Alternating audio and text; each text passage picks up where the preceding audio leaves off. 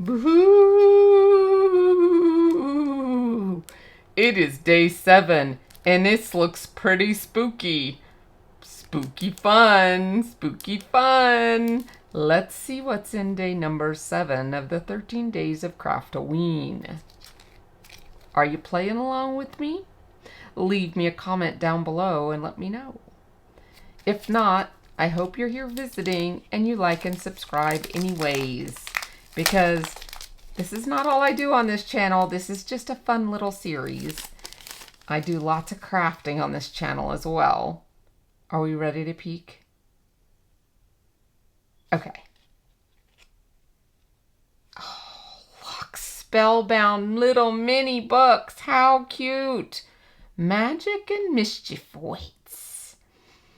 Liking that with the candles. We could totally use those candles in lots of places too. I love this. Look at the shadows that they have on these books with the binding. The little flag, that little bookmark that comes out of them, and they're going different directions. I like this one.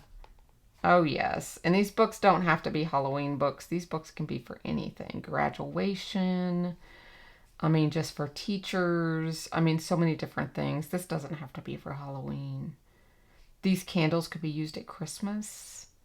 I mean, so many things. I like this one. Okay, I'm going to do this part in gold. I love a gold binding on a book. Don't you? With the gold on the edge of the leafing, on the edge of the pages. Love that. All right, guys, I'm going to go play with this one and let's see what I can come up with real quick.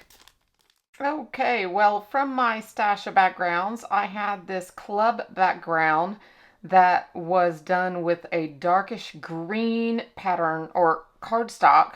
And so I cut it down and made the tag with the tag builder punch that I've been using throughout this series. And I have some red foil paper here that Randy used for the binding.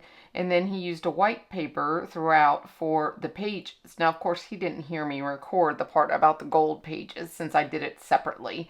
So he went with red. And he made a little red matching bookmark here. And there's a little place here where you can tuck that bookmark in right there to make it look real, like it's coming out of the pages, which is kind of cool.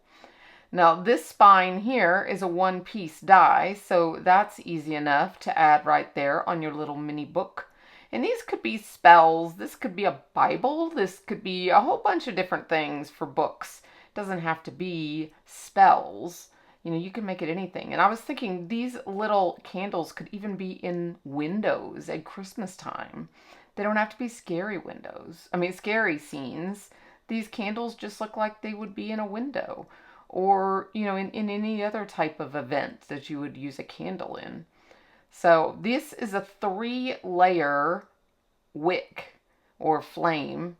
Here you have the black, which holds the different layers of the flame. Then you have the yellow here, which is the actual flame. And then you have a red outline, which just gives a secondary color to the flame. So your black piece is what's holding everything. And it actually creates the wick down at the bottom. So you see a little bit of the black, but it also gives you that glue point behind the candle as well, which I love.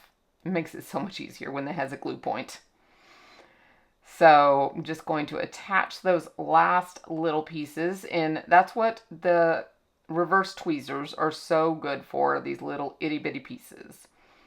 So just straighten that up a little bit, and then we'll adhere these books together and add our candles. And it's just going to be perfect for this little bookmark with the books in the background. I just love how this one turned out. Now, for the background of the books, I did use one of Lisa Horton's inks on this background, one of her interference inks. And it's kind of like a turquoise-ish color.